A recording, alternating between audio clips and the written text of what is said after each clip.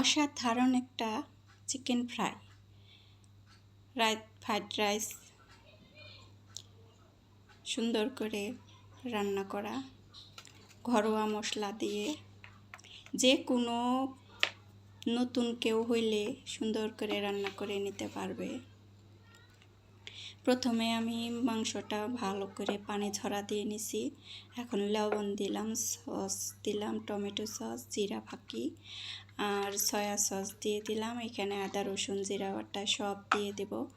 একটু শুকনা মরিচের গুঁড়া, হলুদের গুঁড়া, ধনিয়া গুঁড়া এটা সব দিয়ে দিলাম। আর বেশি মশলাও লাগে না। যেমন বলতে পারো যে আমার মশলা নাই, এটা নাই, সেটা নাই, কিছু লাগে না চিকেন ফ্রাই করতে। অসাধারণ একটা রেসিপি, বাচ্চাদের খুশি করার মতো সুন্দর একটা রেসিপি করে নেওয়া যায় অল্প সময়ে, যদি একটু মাংস থাকে আর কি, সেটা আর কি ঘরেই থাকে সব সময়। আমাদের চিকেনটা থাকে, চিকেন আনা থাকলে মানে চিকেনটা যদি 2-3টা চিকেন আনে, মুরগি আনে, ওইখান থেকে 2-3টা করে পিস আলাদা করে রাখতে রাখতে অনেকগুলা পিস হয়ে যাবে। সেই বুদ্ধি করে আমরা কাজ করব, যাতে আমাদের আলাদা করে আবার না কিনতে হয়।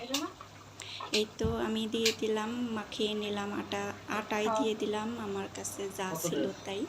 এইখানে বেসন হইলেও হবে, ময়দা হইলেও হবে, আবার চালের গুঁড়া দিলে একটু বেশি শক্ত হবে, এজন্যে আটাটা দেওয়াই ভালো, আটা দিলে ভালো হয়।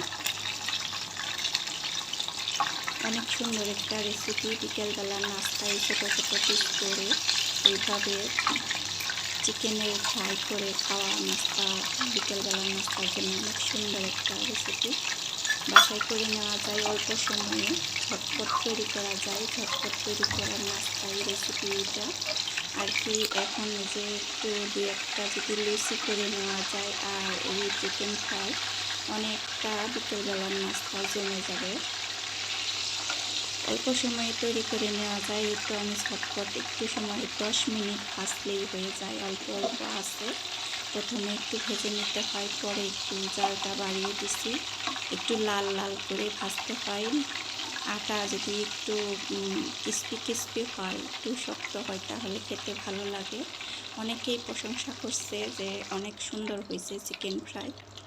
আজকে এই পর্যন্তই, ভালো থাকো সবাই।